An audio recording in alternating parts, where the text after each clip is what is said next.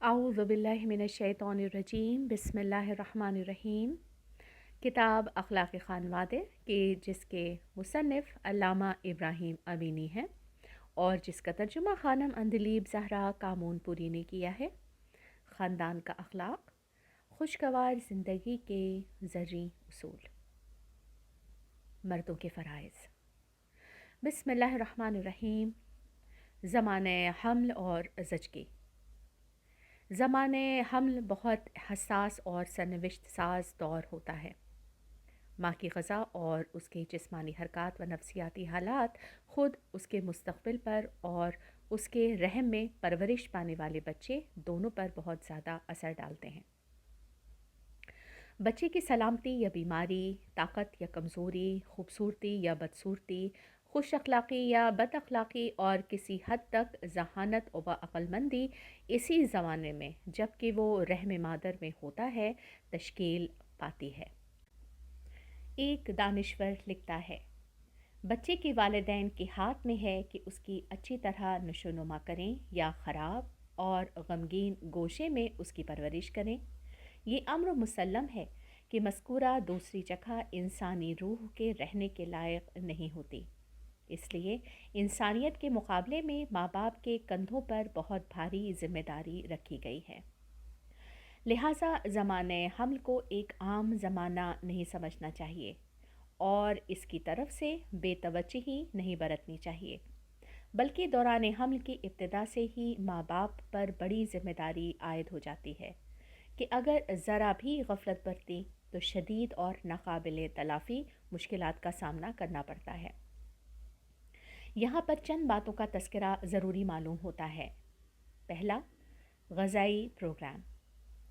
जो बच्चा माँ के रहम में परवरिश पाता है वो माँ के खून से ग़ज़ा हासिल करता है और नशोनुमा पाता है।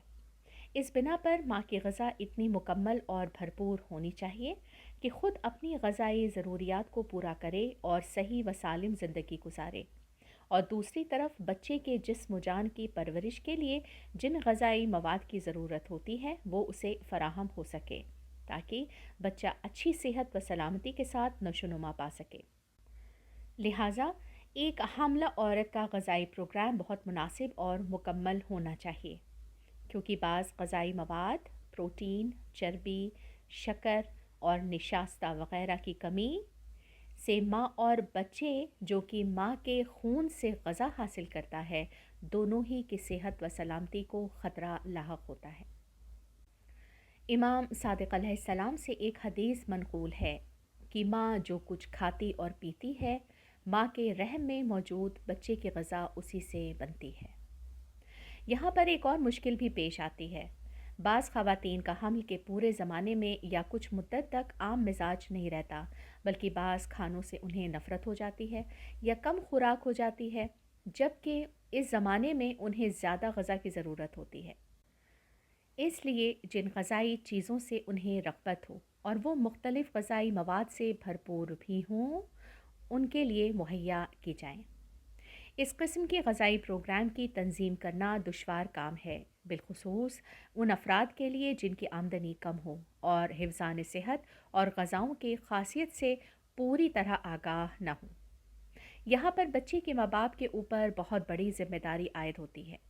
उसको चाहिए कि अपने इम्कान भर कोशिश करे और अपनी हामला बीवी और बच्चे के लिए जो कि अभी रहम मादर में परवरिश पा रहा है मुनासिब और ताकत व तवानाई से भरपूर ग़ज़ाएँ मुहैया करे।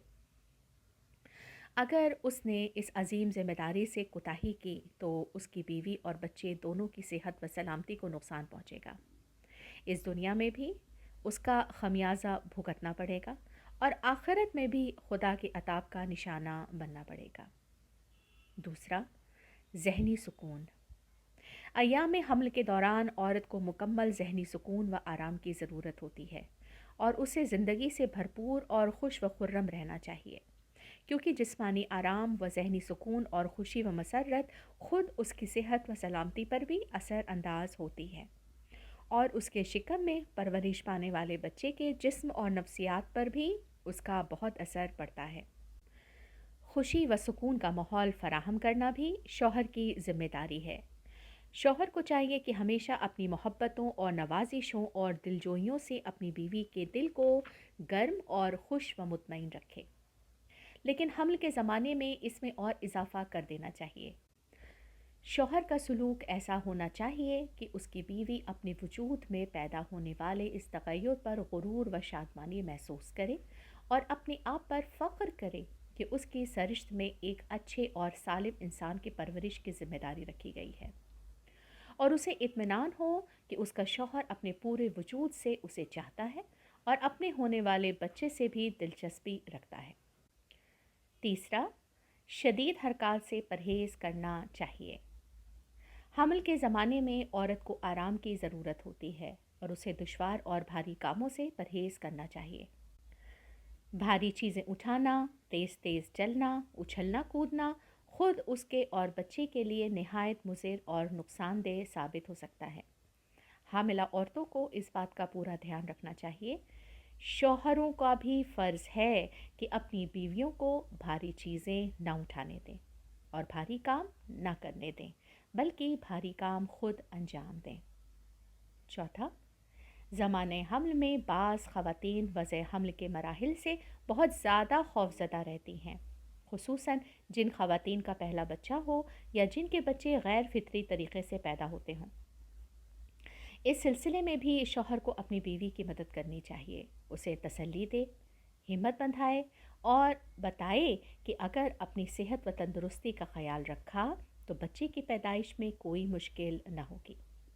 ये एक फितरी अमल है जिससे तमाम औरतों को गुज़रना पड़ता है और उसको बर्दाश्त करना मुश्किल नहीं है। इस तकलीफ़ के बाद खुदा एक प्यारा सा बच्चा अता फ़रमाएगा जो हमारे लिए इफ्तिखार का बायस होगा और अपनी हर तरह की मदद का वादा करे, वग़ैरह वग़ैरह। पाँचवा, बच्चे की पैदाइश का मरहला सख्त होता है। हामिला औरतें मुमकिना ख़तरात व नताइज से खौफज़दा होती हैं। वज़े हमल के बाद भी ज़ौफ़ व कमज़ोरी बाकी रहती है।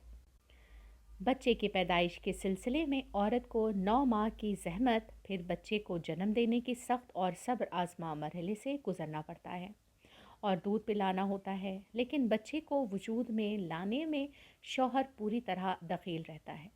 दरहकीकत बच्चा माँ बाप दोनों के इश्तराक से वजूद में आता है, अगरचे इस नए वजूद का मरकज़ माँ का रहम होता है। लिहाजा शौहर का अखलाक़ी, इंसानी और इस्लामी लिहाज से ये फ़रीज़ा है कि ज़चगी के सख्त मराहिल से गुज़रने में अपनी बीवी की दिलजोई करे और पूरी कोशिश करे कि ये मरहला आसानी से अंजाम पा जाए। अगर डॉक्टर, दवा और अस्पताल ले जाने की ज़रूरत हो तो उससे दरेग़ न करे। इज़हार मोहब्बत के ज़रिए बीवी की हिम्मत बंधाए। जब बीवी अस्पताल में हो तो उसके अहवाल पुरसी करता रहे, बराबर उसके पास जाए। बच्चे की पैदाइश के बाद मुमकिन हो तो फ़ौरन उसके पास जाए। जब बीवी व बच्चा अस्पताल से घर आएँ तो बेहतर है खुद साथ रहे और घर में उसके आराम के सामान मुहैया करे। कमज़ोरी के ज़माने में उसे भारी काम न करने दे।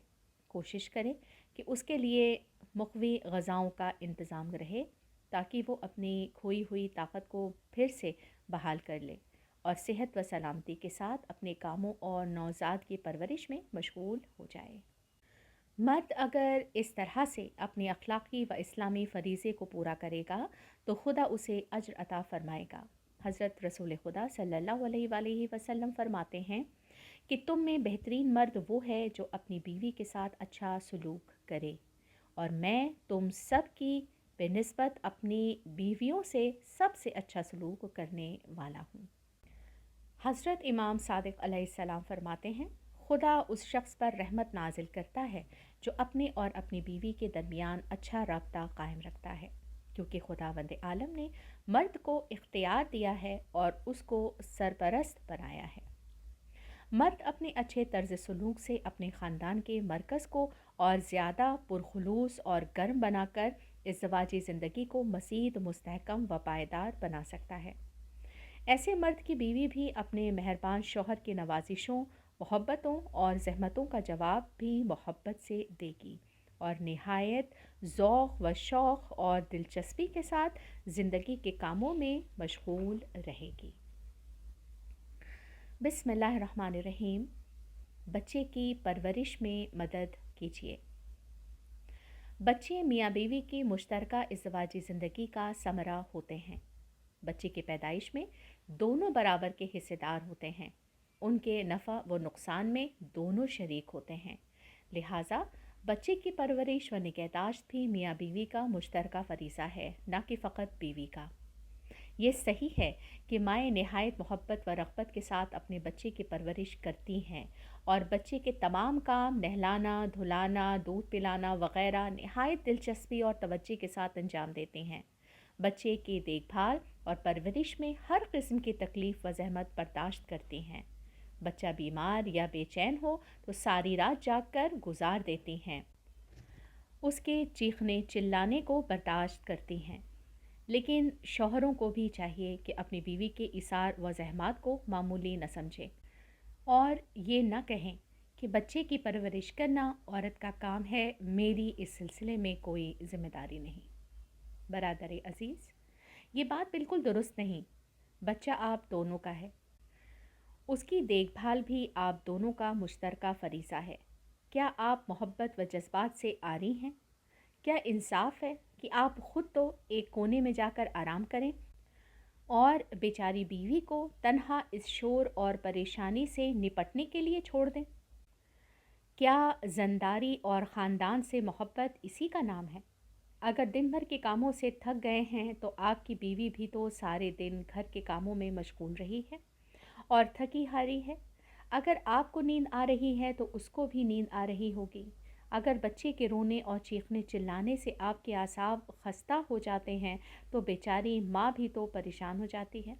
लेकिन इसके लिए सिवाय बर्दाश्त करने के और कोई चारा ही नहीं है।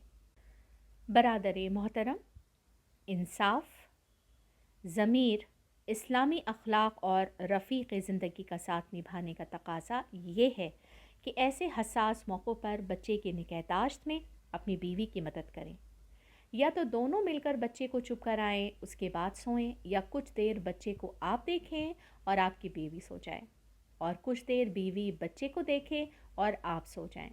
अगर आपकी बीवी रात को जागने के सबब सुबह की नमाज के बाद आराम करना चाहे तो आप उससे इस बात की तवक्को ना करें कि हर रोज़ की मानिंद वो आपके लिए नाश्ता तैयार करे। क्या हर्ज है अगर ख़ुद चाय और नाश्ता तैयार करके खा लें और बीवी के लिए भी तैयार करके बाहर जाएं।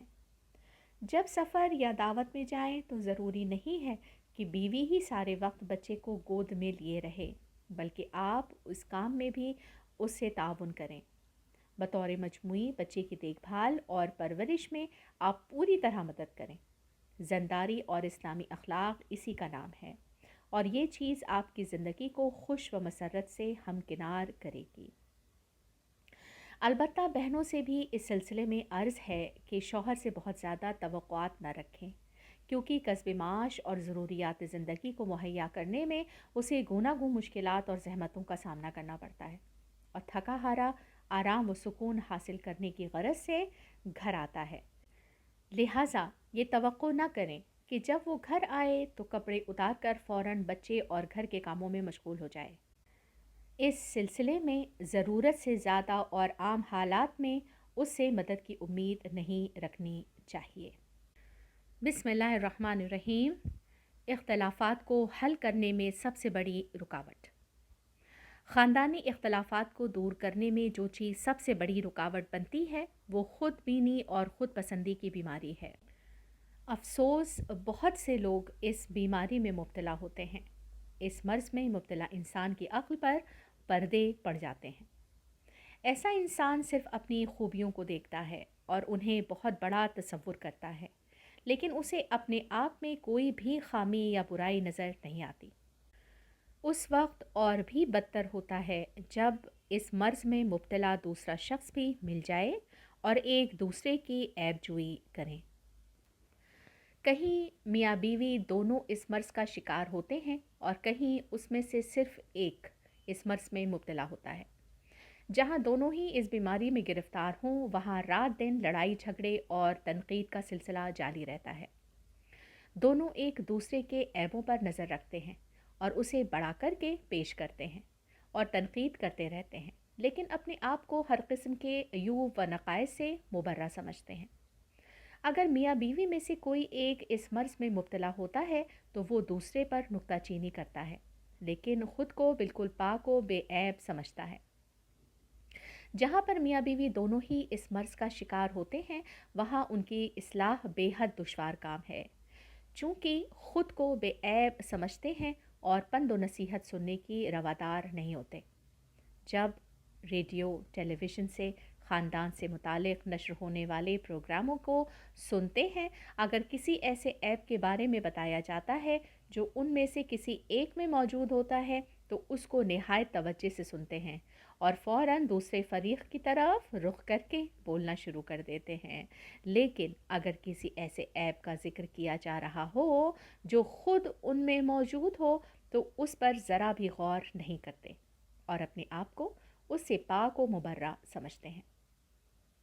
اخلاقی کتابیں خرید کر لاتے ہیں اور بیوی کو دیتے ہیں کہ لو اسے پڑھو اور اپنے فرائض پر عمل کرو، لیکن خود ان کتابوں کو پڑھنے کی ضرورت محسوس نہیں کرتے ہیں کیونکہ خود کو 100% بے عیب سمجھتے ہیں۔ بعض افراد میں خود پسندی اتنی زیادہ اور اتنی گہری ہوتی ہے کہ انہیں اپنے اس مرض کا ذرا بھی احساس نہیں ہوتا۔ ظاہر ہے ایسے خاندانوں کی اصلاح اور ان کی مشکلات کو حل کرنا نہایت دشوار بلکہ ناممکن ہوتا ہے۔ وہ مجبور ہیں کہ یا تو ساری عمر اختلافات، لڑائی جھگڑے اور رنج و مصیبت کے ساتھ زندگی گزاریں یا طلاق و علیحدگی کو اختیار کریں اور اس سے پیدا ہونے والے خراب نتائج کو برداشت کریں۔ لہٰذا ان تمام خاندانوں سے جو کہ اس طرح کے اختلافات کا شکار ہیں، استدعا کی جاتی ہے کہ خود بینی اور خود غرضی سے دستبردار ہو جائیں اور کم سے کم اس بات پر غور کریں کہ ممکن ہے کہ ان کے اندر بھی کوئی عیب موجود ہو اور ان کا بھی قصور ہو، اور کسی مناسب موقع پر بغیر کسی تعصب اور خودخواہی کے دو امین اور عادل قاضیوں کی مانند مل کر بیٹھیں اور اپنے اختلافات کے موضوع پر بات چیت کریں، بغیر کسی تعصب کے اور اپنا دفاع کیے بغیر خود غور سے ایک دوسرے کی بات سنیں، ہر ایک اپنی اصلاح کی غرض سے کوئی بات چھپائے بغیر اپنے قصور اور غلطیوں کو نوٹ کریں۔ اس کے بعد دونوں ارادہ کریں کہ اپنے عیوب کی اصلاح کرنے کی کوشش کریں گے۔ اگر واقعی اپنے اختلافات کو حل کرنے اور آپس میں مفاہمت پیدا کرنے کی ضرورت محسوس کرتے ہیں تو اس طریقے سے اپنی مشکلات کا حل بخوبی تلاش کر سکتے ہیں۔ اگر اپنے مسائل باہمی تبادلہ خیالات کے ذریعے حل کرنے میں دشواری محسوس کریں تو ثالث کے طور پر کسی تجربے کار، خیرخواہ، مومن اور قابل اعتماد شخص سے مدد لے سکتے ہیں۔ یہ شخص اگر اپنے عزیزوں میں سے ہو تو زیادہ اچھا ہے۔ اس موقع پر اپنے حالات میں اصلاح کے غرض سے کوئی بات چھپائے بغیر اختلافات پیدا کرنے والی تمام باتیں بے کم و کاست اس کو بتائیں اور اس سے کہیں کہ ان کے مسائل کا فیصلہ کریں۔ اس ثالث کی باتوں کو خوب غور سے سنیں۔ اگر کسی بات میں کوئی شک و شبہ ہو تو اس سے وضاحت پوچھیں اور اس کی بتائی ہوئی باتوں پر عمل کرنے کے ارادے سے انہیں نوٹ کر لیں اور تمام باتوں پر نہایت ایمانداری کے ساتھ عمل کریں اور اپنی خاندان کے کھوئے ہوئے سکون و چین کو پھر سے بحال کریں۔ اگرچہ خود خواہی اور ضد کو چھوڑ دینا اور کسی ثالث کی باتوں کو مان لینا آسان کام نہیں ہے، لیکن ایک دانش مند انسان جو اپنے خاندان کے ثبات و بقا اور سکون و آرام کا خواہاں ہوتا ہے، اس کے لیے یہ کام چندان مشکل نہیں۔ اس کے نتیجے میں وہ اس کے حاصلہ مفید نتائج سے بہرہ مند ہو سکتا ہے۔ میاں بیوی کے ماں باپ یا قریبی رشتہ دار اگر ان کے اختلافات سے واقف ہوں تو انہیں چاہیے کہ کسی کی بیجا حمایت کیے بغیر انہیں سلجھانے کی کوشش کریں۔ بہتر ہے کہ خاموشی کے ساتھ اختلافات کو مزید ہوا دیے بغیر نہایت غیر جانبداری کے ساتھ اختلافات کے موضوع کو ایک ایماندار، خیرخواہ اور تجربے کار شخص کے سامنے پیش کریں اور اس سلسلے میں اسے مدد لیں تاکہ خدا کی مدد سے ان کے اختلافات رفع ہو جائیں۔ خداوند عالم قرآن مجید میں ارشاد فرماتا ہے، اگر میاں بیوی میں جدائی اور جھگڑا پیدا ہونے کا اندیشہ ہو تو ایک شخص کو مرد کے رشتہ داروں میں سے اور ایک شخص کو بیوی کے رشتہ داروں میں سے منتخب کرو۔ اگر یہ دونوں ثالث آپس میں میل کرا دینا چاہیں گے تو خداوند عالم ان کے درمیان توافق پیدا کرے گا۔ خدا بے شک تمام چیزوں سے واقف اور تمام رموز سے باخبر ہے۔ بہت بہت شکریہ۔ خدا حافظ اور التماس ہے دعا۔